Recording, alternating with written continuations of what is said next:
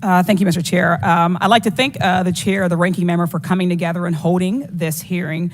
But I have to say, I don't think any of our concerns have been addressed today, and what little we've learned has not inspired much confidence.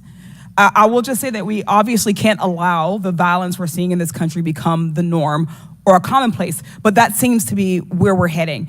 On this occasion, it was, very shockingly, a former president and current political candidate at a rally that we all assume is one of the most secure places we can be. But the violence we saw last Saturday is the same culture of violence that makes too many of our kids and our community members feel unsafe to play outside or to go to class or to simply live their lives each day. But again, this was a political rally, and it is supposed to be one of the most secure places. So we do have very specific questions about that. Director Cheadle, I'd like to start by following up on some of my colleagues' questions.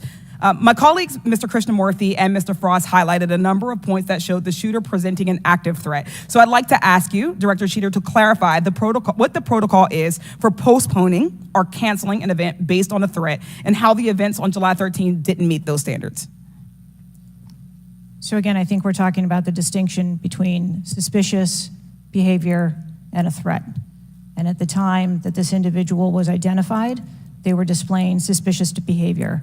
I'm still waiting for interviews from the FBI to determine what it was that identified that individual as suspicious and what those behaviors were. To that question, does suspicious behavior vary between different events? For instance, if we have an event with a president, would there not be a heightened standard for suspicious behavior?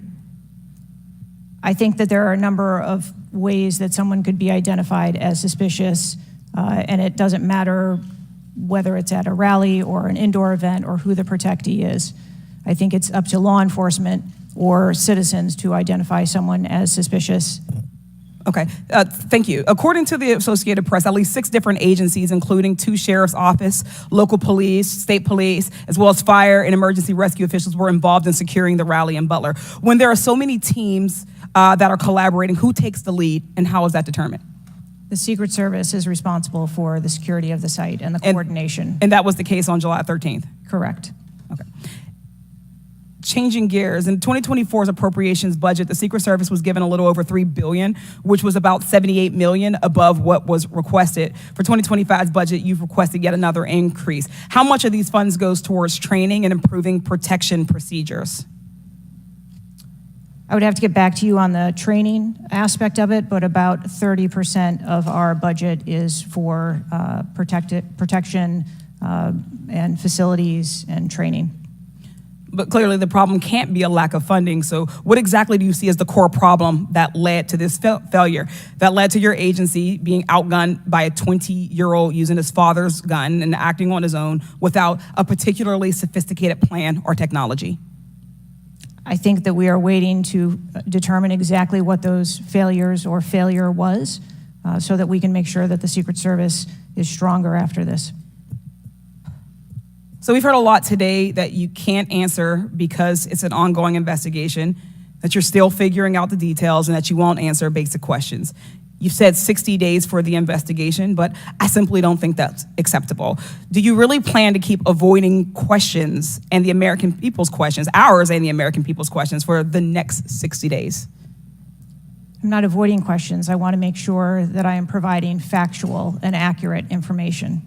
Certainly, but is there no in-between, right, between what is obviously a fact and what you can surmise from the details that you already have? I assure you, when I have a full and complete report of what took place on that day, I will certainly come back and make that available. Certainly. Studies indicate that the United States is experiencing increasing levels of political violence and tension. Does the Secret Service see increasing political violence as a threat to its work? And if so, how is the Secret Service adapting its strategies and protocols to account for increasing political violence? We are constantly evaluating the threats that we receive and monitoring that, and we make adjustments on a daily basis to our protectees based on what those threats are and what actions we need to take. Yes or no? Do you believe that stricter controls on the availability of assault weapons would make it easier for the Secret Service to fulfill its missions of protecting public officials? I think the Secret Service is tasked with providing a safe environment, which is why we put into place a number of mitigation factors. Certainly, but do assault weapons make it easier or harder for you to do your job?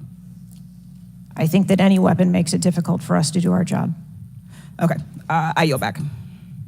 Chair